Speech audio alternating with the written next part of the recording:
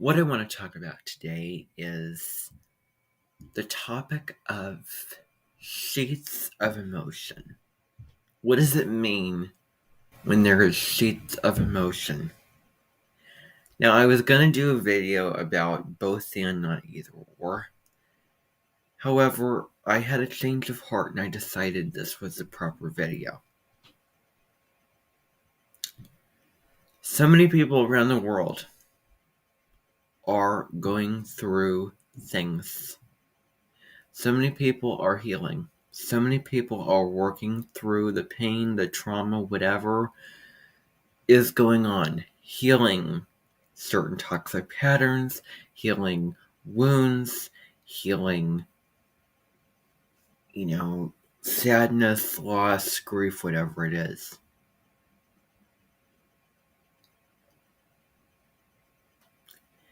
If a single person comes to me and starts talking about gratitude, well,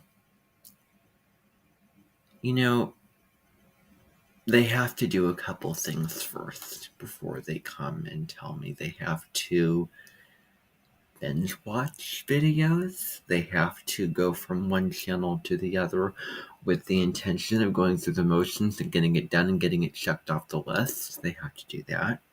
Yes, they do. Anything else they have to do? Well, become particular. Keep it, let it go.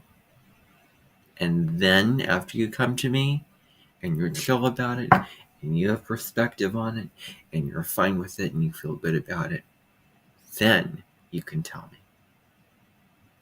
I mean, I have preached, I have written, I have spoken about all this stuff.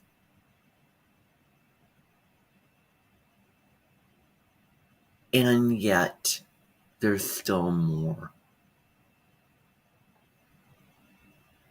And I feel like I've drained so much. I have exhausted so much information. So much intellectual information. So much astrological information. And I've also ruined my interest and curiosity in things. I have ruined the value of discovering new things. Because what did I do? I discovered a whole bunch of things, one after the other. Boom, boom, boom. Go to this channel, watch this video, keep it or leave it, become particular. That experience, what I've done over those 2 days in July, it has completely colored my curiosity and interest, and I'm sick and tired of talking about it. I'm sick and tired. I don't want to talk about it. I really don't want to talk about it. And if anyone comes to me and tells me that what I'm talking about is petty, well, they're going to be the ones, especially those people who are going to have to go through it. If you've gone through it, if you do the same things as I did and you say, oh, that's petty, well, okay. But it does not check out unless you have done what I've done. Now, here's the thing.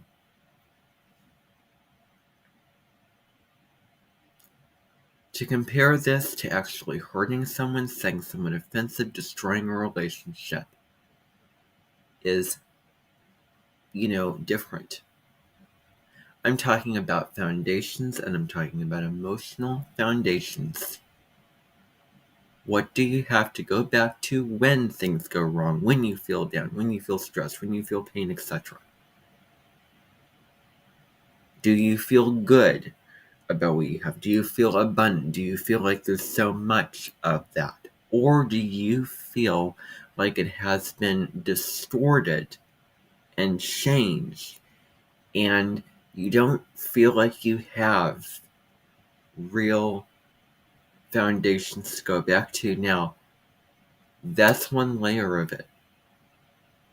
Oh, but then there's another piece of the puzzle. And that other piece of the puzzle is, guess what? On top of all that, I have a YouTube channel and I make videos about this stuff.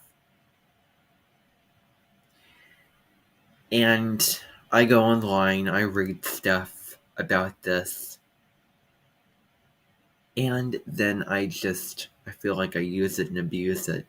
And then just make videos which have so much information, practically giving away all the information. And then I go on, read posts, and watch videos, and I'm not interested. I'm not as interested. I'm not as enthusiastic. I'm not as nourished and curious into these videos, particularly Astrology with Heather. When I watch those videos, I can only think of walking into the student center in the morning with the smell of whatever it is that could be purely appreciated, and I think the sunlight beaming through, and I think of sitting down and taking the plastic, which is sticky, and opening up that thing while I'm wearing my coat and I'm warm, and drinking watered down cocoa, and sitting in the guilt and the depression, feeling lonely, and it's quiet, and I feel at peace, save for the regret and the guilt and the impurity and the negative associations and lack of interest and lack of feeling abundant feelings that I have. I can only think of the videos that I've done and comparing myself to those. I can only think of, this is information that I already know. This is exactly what I've done. How is this any different? And I'm really feeling like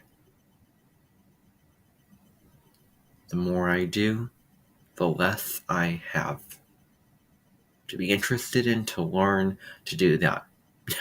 I read something about Jupiter in either Virgo or Gemini, and a couple of the things, I hate to say it, dare I say that, but they did kind of resonate. But there may be other reasons for that. Number one, they enjoy the art of complaint. I mean, respectively, certain things. And it's about asking questions. It's not about, okay, I'm gaining this. When I gain, I feel like I have less if I feel like I've spoiled that information. If it is imperfectly imperfect. If I have it with the intention of sabering it, or, just going through the motions, one after the other. And just for the sake of getting it done and, going at it with full intensity. South Node's in Scorpio.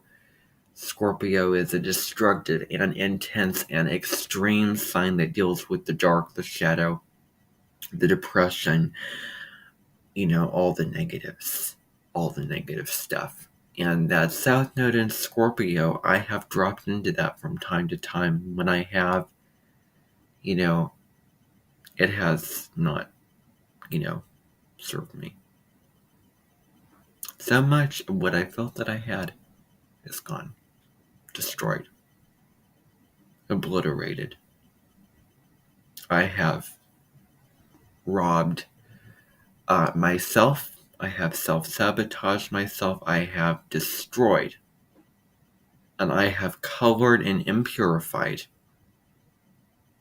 curiosity, abundance, and it comes in cycles, one after the other. Sometimes it's there, then it goes away, comes again, but then it's very fragile, and any little thing, I need to take care of this. This is not how this should be. I have this thing to work on for what? I'm going to type hard on my keys just to get this done.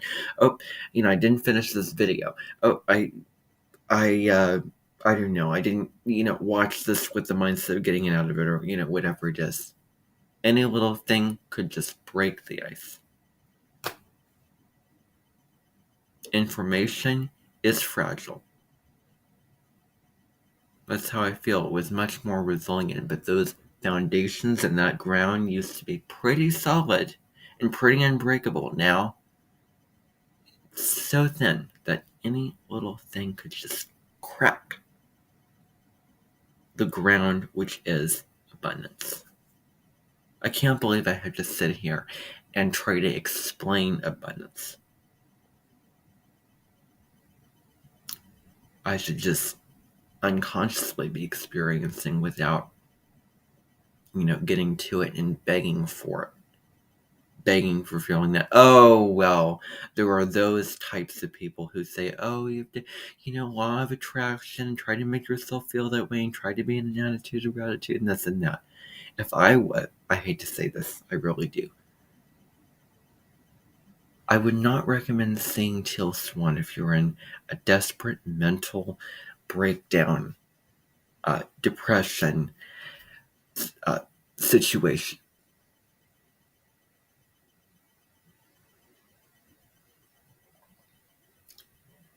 Is going to be difficult. I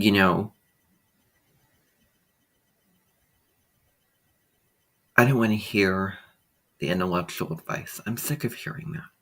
I'm sick of hearing it.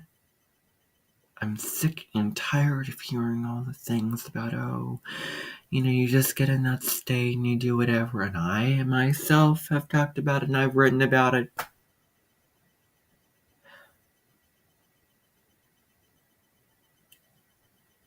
It doesn't really nourish me as much as it should. And I'm not going to, try to see if it's good enough or subpar, try to think about how it nourished me or try to appreciate it. No.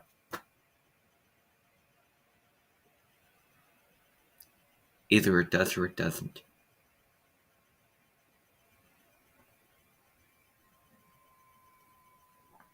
Scorpio is a sign that at worst is destructive, and you have only a few things that you have left that are untampered with. Clinging on to the dog, clinging on to this, clinging on to that, making the most out of it. Instead of Taurus celebrating the abundance. Well, I'm sick of hearing that information and then I don't feel it. And then it's, I'm sick of it. And I'm sick of going in the morning every single day. Early in the morning. The only anticipation I have is just the car ride, and then I get there and boom. It just starts to just come in again and again and again. And then it's just, I've about had it. And hopefully my 8th personal year, which is prosperity and manifestation, will help. Okay. I wanted to make this video because the sheets of emotion that I'm going through and so many other people are going through, I'm trying to get rid of those sheets, remove those sheets, heal those sheets, whatever you want to say. And I will be watching certain videos concerning this. Bye for now.